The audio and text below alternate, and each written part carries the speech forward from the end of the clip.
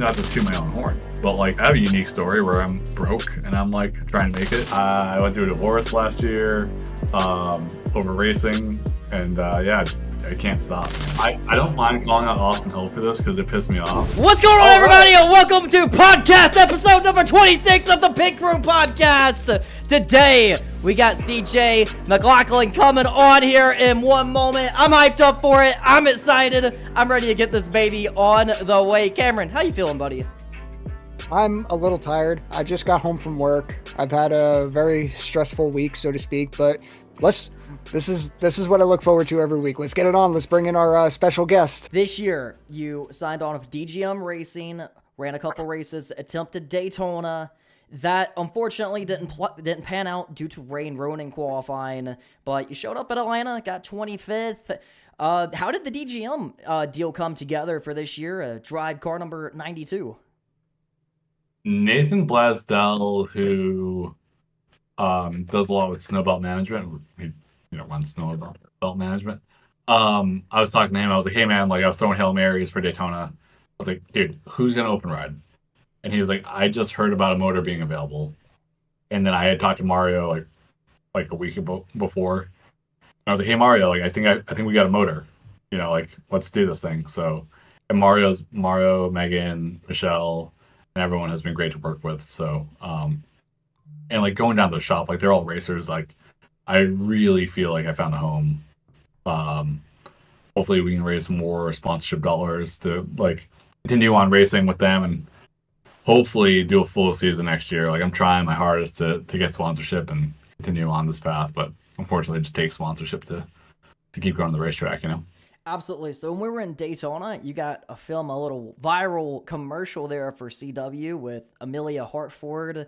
That was crazy. The views on that went up to like, 4 million? And ever since then, talking to Jesse or talking to Mario or anyone at the track, we talk about, your sponsor for that weekend probably got more coverage just from that than any TV time from actually running that race. Tell me a little bit about how you got to film that commercial with them, and I was a part of it too, so it was a fun time at Daytona and definitely a very viral moment for all of us. Dude, it was very serendipitous too, because like Ryan Ellis was like, "I can't do it right now," and I was like, "All right, I'll do it." Like shame on me too, because I've like been kicking myself because like I met Amelia and I was like busting her chops. Like, I didn't know who she was. I didn't know she had a huge following. I was just like, "Hey, what's going on?"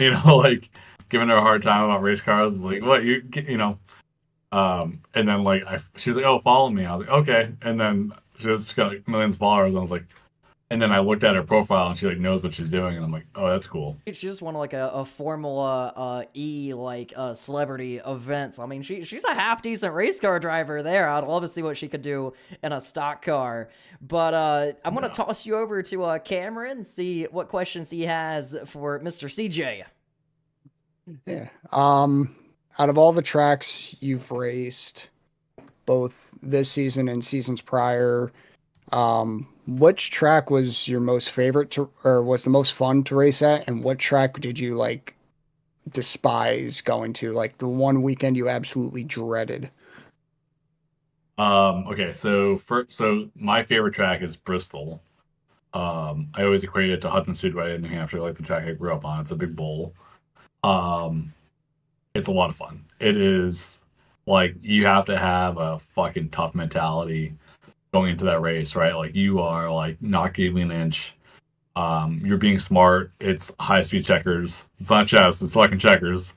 Daytona's chess. Bristol's checkers. Checkers are wreckers. I think everyone's like, "Oh, CJ, you get 10th place at Texas," but like I hang my hat on a 22nd place run at Bristol. I think it was the following weekend.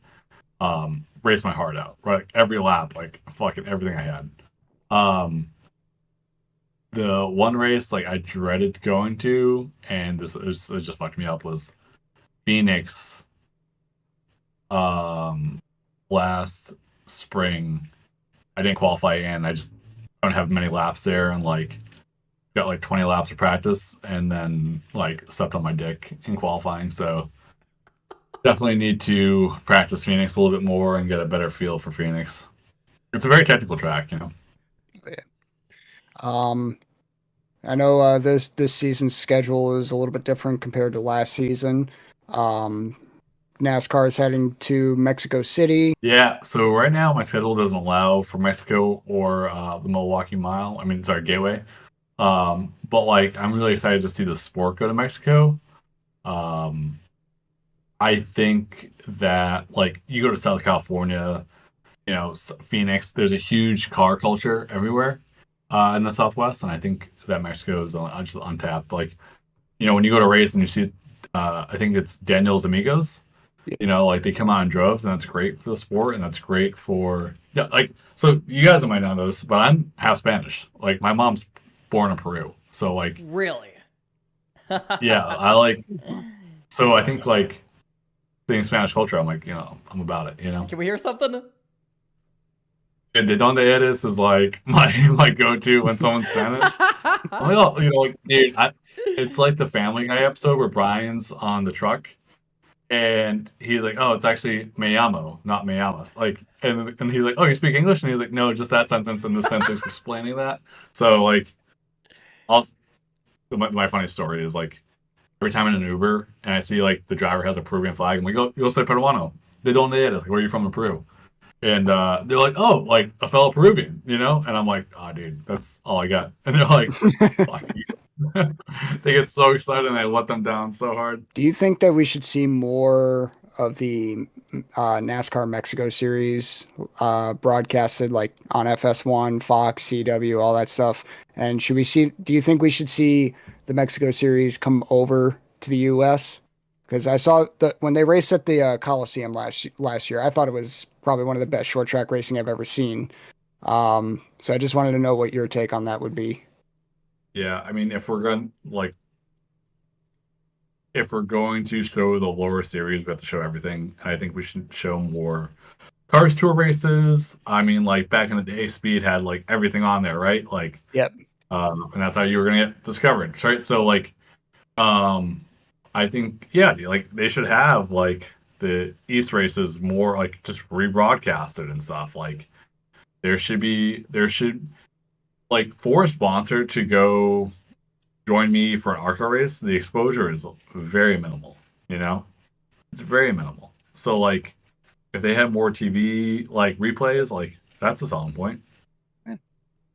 Yeah, no, I definitely agree. And also on a side note, I miss the Speed channel.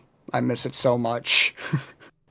Yeah, it seemed like Fox Sports is like trying to bring that back, like them advertising for Indy so hard. I know that the Top Fuel Dragsters or the Funny Car guy was pretty upset with that, but like, you know, like they're trying to market. They're trying to market. Yeah. But I also understand why he's upset. Fox is advertising IndyCar as the fastest motorsport in the world. Meanwhile, Funny Cars and Top Fuel Dragsters, they go like 300 miles an hour on a quarter-mile drag strip. Right. Like, so, you know, it's funny. I never understood, like, I think being a car person or like a motorsports person, I was always like, oh yeah, like drag racing is cool. And you know, I'd just be like, oh, yeah, like kind of whatever about it. And then I went to the Four Wides in Charlotte one year, and I was like, oh, I get it now. Like that is insane. You know, like and that made me realize too, like when I'm talking to someone about NASCAR that's never been to a race before, I'm like, you gotta just come. You gotta experience the noise and the smells firsthand. You know, like that's what it's all about. About, you know, going to Mexico and going more international. Well, I heard Mario say this weekend that we're close to a 2-year deal with Montreal and headed up to Canada next year. And I've seen the reports started coming out with that over the week. And how do you feel about NASCAR going more international? Because, like, there's been rumors, you know, that they could sell off a portion and make the sport more international. Do you prefer it to be more of just a U.S. sport like it's always been, or start hitting up these Formula One tracks? Because, I mean, this is going to be the third Formula One track on the schedule, assuming this all comes together.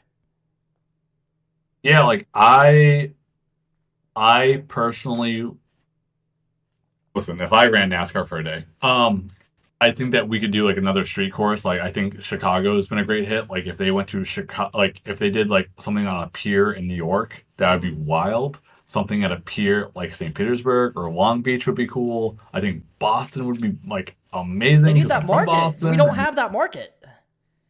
yeah, like we have New Hampshire, like kind of, it's like Boston would be awesome. That would be great. Um, so like, yeah, I'm not opposed to us going to Montreal. I think that's a great, like, like when we go up to New Hampshire, the amount of Canadian flags I see up there is unreal. Mm-hmm. The posse of Quebecois Montreal Canadians that follow around Mario is unreal. Seen that? That's awesome. So obviously working with DGM, you got 2 races down this season. I know you got plenty in the works. When are we gonna see you back in any type of stock car, whether if that's a late model, ARCA, Xfinity, or truck, or even Cup? My next one for sure is April 12th at Bristol. Bristol. So got that. Ooh, got anything else to say about that one? I'm just pumped up. I think I think DGM works really hard on their cars, and I think, I have a clear mindset going to this race and gotta perform well for Main Street.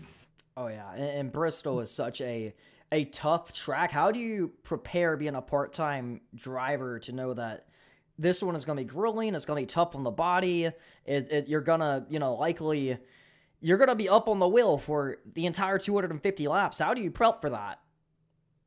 I have an iron neck, so I was actually working on that today, like strapping my head to a post and doing my neck workout and making sure that my neck can dig in the corners, Yeah, that's probably going to be like the biggest thing for that one. So you've been running Xfinity for years now in ARCA. What's your, do you got a craziest moment that you have had in racing, whether if it's a crash or just something funny that happened, or just what's your favorite crazy moment? I get 2 from Talladega. I was in a Harman car one year, and it wasn't my seat insert, and I didn't fit in the seat well. And that was my biggest mistake. And so I think I had no brakes going to 3. And there's video replays of it. I just come barreling through the field. I'm dodging cars. I almost made it through. I watched it on SMP 30 times. I dodged 3 cars on the low side, came up the apron, came back on the track, and then Noah Gragson came down and met me because I had I saw the hole and I was boop, going for it, and then Noah Gragson came down. I nailed him, and I slid forward in the seat, and that killed. My boys were hurting, And then the car got turned. I was hitting the inside wall, and I was got the wind knocked out of me. And I was heading towards the inside wall, going pretty fast. I'm just trying to hit the brakes, got nothing. I'm not slowing down, hit the wall again. That second one hurt, and I was just God, this sucks. I've never been usually I go in a crash and I'm boom, boom, boom, take it off. Oh, it sucks, But that one hurt pretty bad. And then 2023 with Emily and Gase, we were running top 10 coming to a tri-oval. And either Garrett Smithley or somebody, I think Brett Moffitt, tagged me in the right rear court. They were spinning out, they tagged me in the right rear. I went head on into the tri-oval wall, and that was tough because I'm on the brakes as hard as I can, and then it's a roller coaster, right? There's nothing you can do to slow it down. And I see the wall coming, I had to let off the brake. I just remember looking at the wall and then looking down on my knees because the impact, But those are my two Talladega stories. Wow. So they both came at Talladega. Do you like restrictor plate racing? Because I know a lot of the drivers, they hate it. They don't even like it on the schedule. They don't like it being in the playoffs. And then it seems like the smaller teams, for instance, DGM, I know Ryan Ellis, he hates restrictor plate racing. Doesn't like it. But realistically, that's his best shot to win. I feel like going to the track, I love going to restrictor plate tracks because I like the unknown. I like the fact that a smaller budgeted team legitimately has a shot to run up front, lead laps, and potentially win the race if the right thing happens on the final lap. So when you go into Daytona and Talladega, do you love it or do you hate it or do you just fear the worst? I love it, man. I think, I don't know if it's a bit of mentality, I'm a fan first sometimes. So I want entertainment for the fans. I want them to be holy shit, I can't wait to come back again. You know what I mean? I don't want single file. Like, yeah, like when you appreciate racing, right? Like at a short track, you appreciate when two cars are side by side for 20 laps and like they're battling out, you know, and like you can see both drivers are using 110% of their skill, and they're trying to, you know, they may be leaning on each other a little bit here and there, but you know, restrictor plate racing is what made the sport famous. So I've never had a bad feeling towards it. Absolutely. I mean, that's the same way I feel about it is, you know, the realistic possibility, but you want to get out of there and survive it and hopefully come home. Like I could go crash at Bristol, you know? It's like it's all the same. You can crash anywhere. Yeah, exactly. I mean, I see the pain on the crew member's face when we got 2 destroyed race cars in the garage. But me just being the film guy, it's so easier for me just to be like, is what it is. We'll get them next week. Meanwhile, they got to go work on the cars. But it's... After the race in Atlanta, yeah. Was that? After the race in Atlanta, Jackson was on my team, was like... Oh, yeah. He was a little bummed out, and I was like, "What's the matter, man? Like, we had a good run." And he was like, "Yeah, we got 2 other tore up race cars." I'm like, "Yeah, but we had a good run." Yeah, Atlanta was the thing that bummed us out is we had all our cars there at the white flag, and then NASCAR decides, "Hey, let's let them race on back." We get this big crash on the back straightaway. I think Ellis would have gotten 11th, avoiding the crash. Instead, he checks up and, you know, loses all these positions to survive. Josh Bilicki, you know, dies and hits the inside wall. His car is demolished. And then you came through, gained a lot of positions, but that was a wild day. And coming off Daytona as well, the crew members are like, ugh, we're about done with this, like, restrictor plate racing stuff. But I love it every time we do it. But, so you started in ARCA, worked your way up at Xfinity. What is your proudest moment in racing? Because, you know, there's a lot of ups and downs. We talked about the crashes. What are some of the high points? Yeah, like I said before, like the 10th at Texas was cool, but like that 22nd run at Bristol, we were fighting for like the same lead lap in the first stage. You know, like that battle to stay in front of the leader and like one, you know, like only 1 lap down just to get our lap back was cool. Like I remember the whole race. All 300 laps of it. So that's definitely like my proudest moment. I think, you know, too, like very fortunate just that my first Xfinity race, I was out of the seat, but I'm still like, yeah, I made it to Xfinity. Like I could, like the chances of me making it this far in racing is like astronomical. Like what my socioeconomic background is, you know, like my dad's, there's no knock on my dad, but he's a truck driver, and you know, I have $100,000 in student loan debt. Like, the fact that I'm out here racing is wild, you know? What does that mean to you and your family to make it to the second biggest stock car division in the world? Yeah, it's like, it's still like unreal a little bit, you know? Like, my dad loves, it's kind of funny. Like, you meet these parents, right? Like, you look at like Brad Keselowski's dad, right? He just loves it, right? Like sometimes I wonder like if my dad loves it more than I do, you know, because he's up in the pit box. It's a funny story. It came in for a pit stop last year, and Main Street had one of their big investors on the pit box, like big investors, like this guy's worth a ton of money. And my dad's like saying, like, you know, as I'm coming into pit, like I'm seeing my dad waving, like pointing me into the pit box, right? From like the top of the pit box, he's fucking waving me in there, like, get down there. And I see him like standing right next to this guy. So after the race, I go, "Dad, you know how much John is worth?" Who you were standing next to? He goes, "No." And I'm like, "A lot of money, like with a B." You know what I mean? Mm-hmm. And he goes, "I don't care. You know, my kid's racing. I don't give a shit." He's like, "Keep paying for my kid to race. I don't give a shit." So, yeah, it's funny. My dad's old school too. So. Absolutely. It seems like it's a big deal for you and your family to be able to make it to that point. Obviously, you've been running at Xfinity. I'm sure Cup is on the radar this in some capacity, just to say that you have made a Cup start. Is that a realistic possibility in the coming years? That's funny you say that, because like at the start of this year, it's like trying to identify what my goals are, you know? I think the Cup Series is like really unique, and like, yeah, I think that exact phrase, like, okay, I should just like put this on my. I want to just put this on my resume. You know what I mean? Like, say that I did it. Because like when I was a kid, you know, it was just kind of the Cup Series, right? Like that's all it was.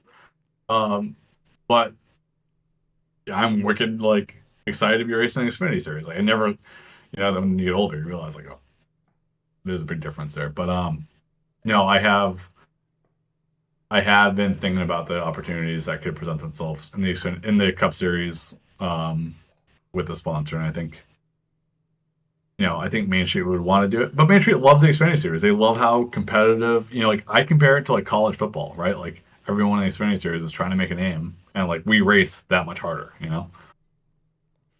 That's so cool. I mean, that would be a good partner to bring up to the Cup Series. And, you know, at Daytona, it seemed like all them guys are having a blast being at Daytona and being a part of the sport, and they seem very happy in NASCAR. So I feel like, and you know, once that Cup start does come, whether if it's next year or 5 years from now or where the case may be, I believe it's going to come one day. No matter what, you hit the pinnacle and you made it all the way to the very top of the mountain. And I know that's going to mean a lot for anyone. I mean, you think growing up, we're all just young race fans, and you hit that pinnacle, it has to mean a lot no matter what.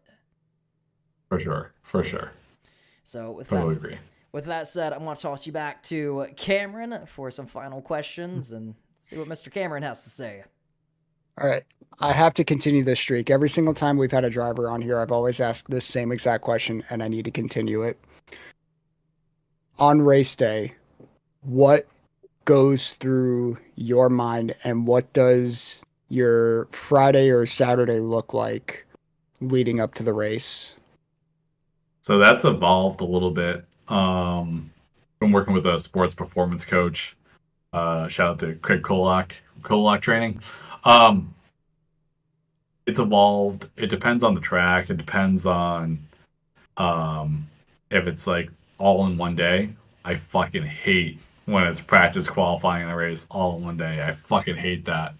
But you know, just the night before, just trying to get good sleep, trying to like stay calm. I do a lot of box breathing. The things I focus on are like hitting my marks, being consistent. It's like it's all the little shit, right? Like pivot speed, right?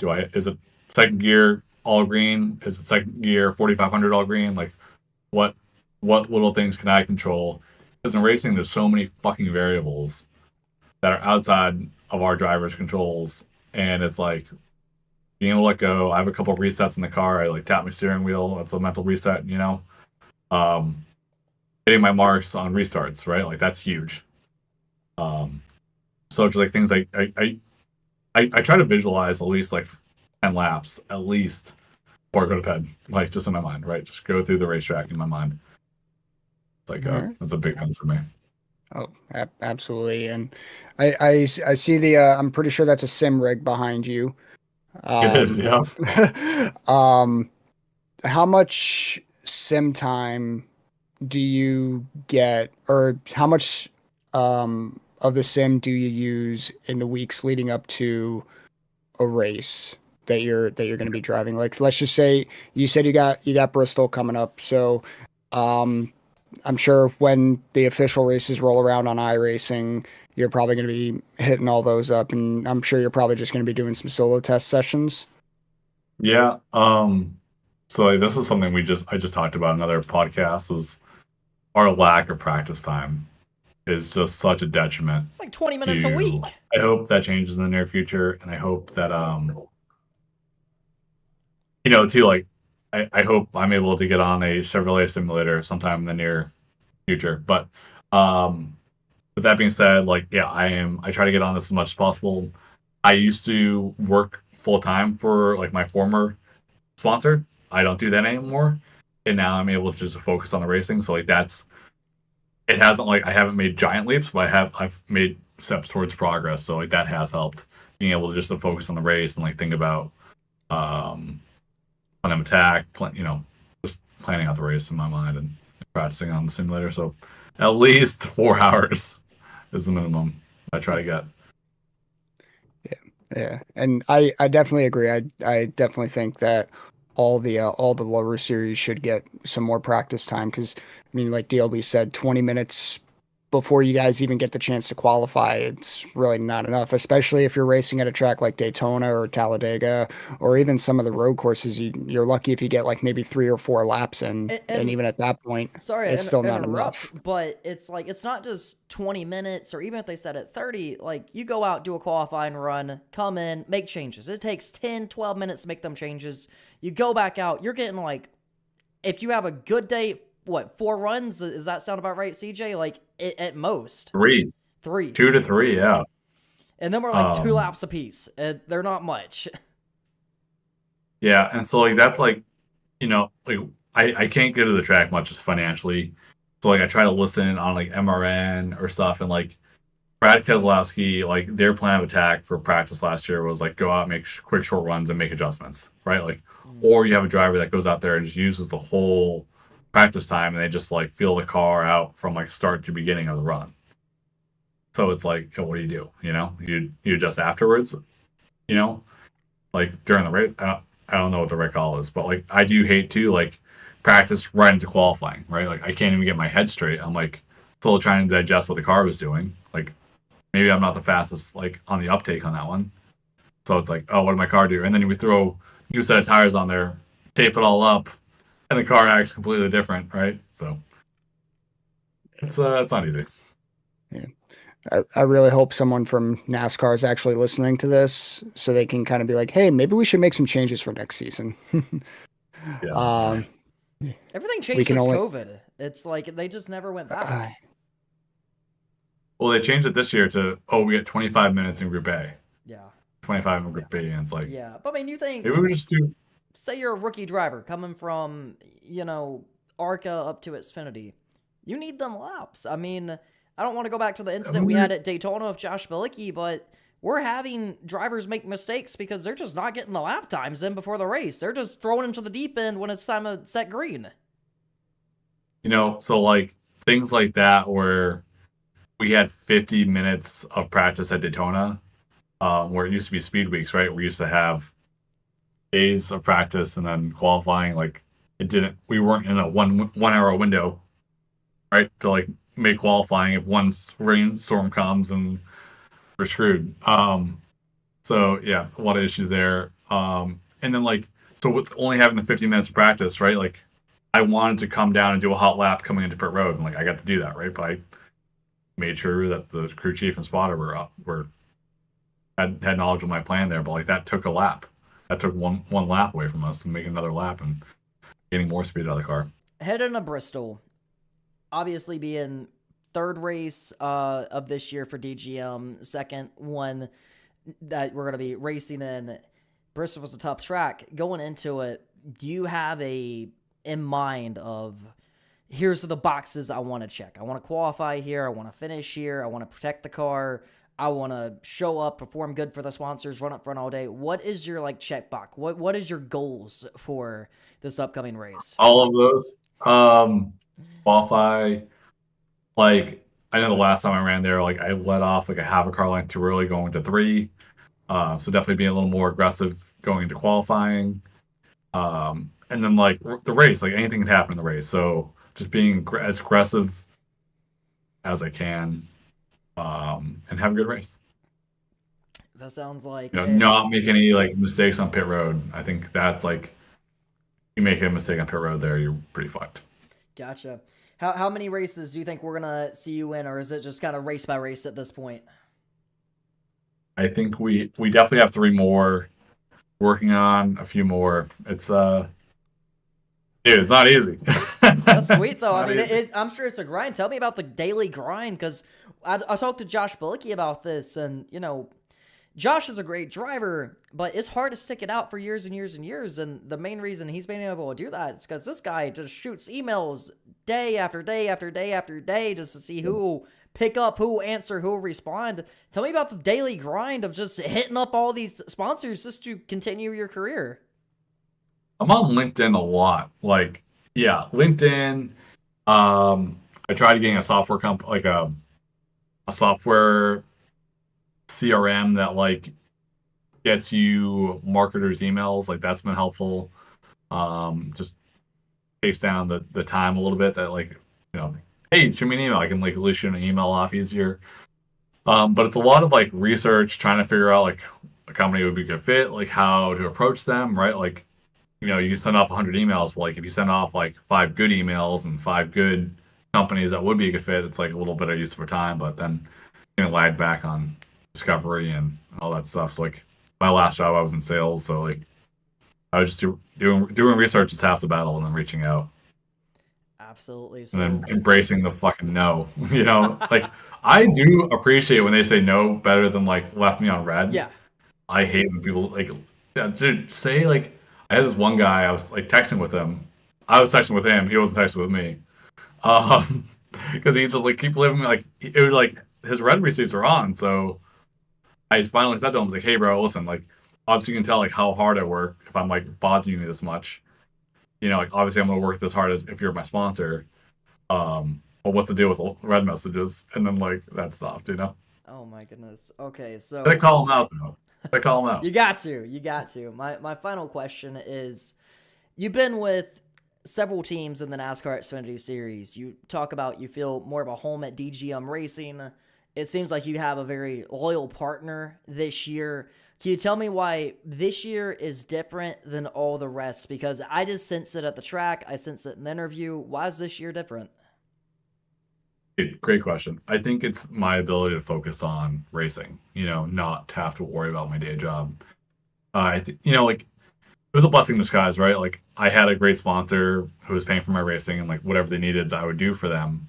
And same with Main Street, but like I am now able to focus on just one thing, and that's like racing, and that's what I need to perform at. So, all the setbacks enabled me to look at what I was doing wrong and enable me to like fix those things now to approach it with a different attitude. So it was like the setback was almost good for me in a way, Absolutely. We'll see you at Bristol. Where can the people find you on social media? The gram, cjmclaughlin.racing. I think Twitter or X is cjmclaughlin3. Facebook, if people still use that. And that's about it. I gotta start a YouTube page or something. I don't know. Oh yeah, Do it. TikTok. For sure. Something. Yeah, we need a McLaughlin. YouTube channel out of this. You can tell everyone the racing stories. Start a Twitch page. I think we're creating some good video content that like like me and Main Street are doing. We're doing more of that. So like just trying to blast it out there. like I think, not to toot my own horn, but like I have a unique story where I'm broke and I'm like trying to make it. I think it's kind of funny too. Like I always like I had this conversation with Ryan at Daytona. Mm-hmm. I was like, bro, like what? Like I thought I would get a car by now. Like Chevrolet or Ford would have given me a car.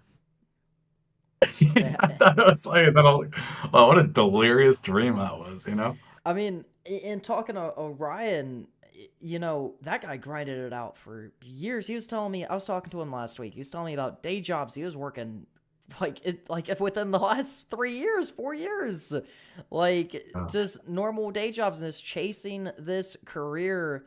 Obviously it means a lot to you to chase it every day, and same for Ryan, and to never give up on that dream. And it's almost like a manifestation of, I'm going to stay locked in, I'm going to be focused on the goal. I don't care what I got to do. If I got to go work this day job for a bit, at the end of the day, my dream's going to work out. I don't care how long it takes to chase it. It's going to work out. What keeps you motivated to do that? I have no backup plan right now. So I think that's like a major part of it. Like I went through a divorce last year over racing. And I can't stop, man. Can't stop. I also like say to myself, like, I haven't come this far to only come this far. Yeah. And that talks about how much you got to sacrifice to chase this dream, and clearly you have sacrificed a lot to chase this NASCAR dream. And any driver out there, unless they came from daddy's money or there's so many of them that just got funded up there. Anyone who had to work it the entire time throughout their 20s, throughout their 30s to have a career in it. Dude, I don't mind calling out Austin Hill for this because it pissed me off. Yeah. It was kind of funny too. Like on the Dale Jr. podcast, he was like, "Oh, we went to work real hard on finding sponsors," and it's like he called it like one fucking company. Yeah. you know, that his daddy does business with, and it's like, Mhm. yeah, that's working real hard, man. Tell you what, like, fuck off. Yeah. You know. Yeah, I mean, but that's how it is though. Is like a lot of these 20-year-old kids, it's, you know, they have funding or they just have their parents' money that they can just throw at a race team and they go find their own funding to fit the rest of the schedule. But a lot of, you know, even our guys, Josh, Ryan, you haven't had it that easy. You guys had to hit that struggle, but that's also the reason why you're going to be here in your 30s and 40s versus a lot of them are going to dry up by the time they're 30. Yeah, and you know, like I think I did a lot of research, like from 2016 to 2019, like looking at what what drivers were bringing in sponsors, and like, you know, you would notice like kids would go from ARCA to trucks and kind of fizzle out, or ARCA to a couple Xfinity rides and fizzle out. Like if it was too difficult for them, they would just kind of give up. But then you look at like me, Josh, and Ryan, like that's another like, you know, I fit really well with the DGM team, but also with like my teammates, right? Like we all are busting our butts to get the track every weekend. I know Ryan and Josh are doing a better job than I am with sponsorship, but they're doing a great job, and that's like we all get along, you know, like because we're all in the same boat, you know. Yeah, y'all have like the same story of where it's just chasing that dream, and you know, I can't wait to see the day that you're gonna be in a cup car and reach the top of that mountain. It's gonna happen in the next 3 years, and I'm really happy for the partnerships that you're growing right now. That's gonna have you on track at Bristol, and it sounds like you got a lot of good days ahead, and it's all paying off for you here, and you got an exciting future coming up for you. Dude, I really appreciate that, DLB. I needed those words of affirmation today, man. You know. I gotcha. Well, thank you so much, CJ, for coming on the Pit Crew podcast for episode number 26. Love it. I'll come back anytime. Absolutely. So, Cameron, how'd you feel about episode number 26, buddy? I think that was the chillest and realest episode we've ever had. I agree. Without a doubt. Definitely. I appreciate everyone for tuning in tonight. The Pit Crew Podcast, episode number 26. We'll be back in the future, Wednesday nights, 8 p.m. Tune in, and we'll catch you for episode number 27.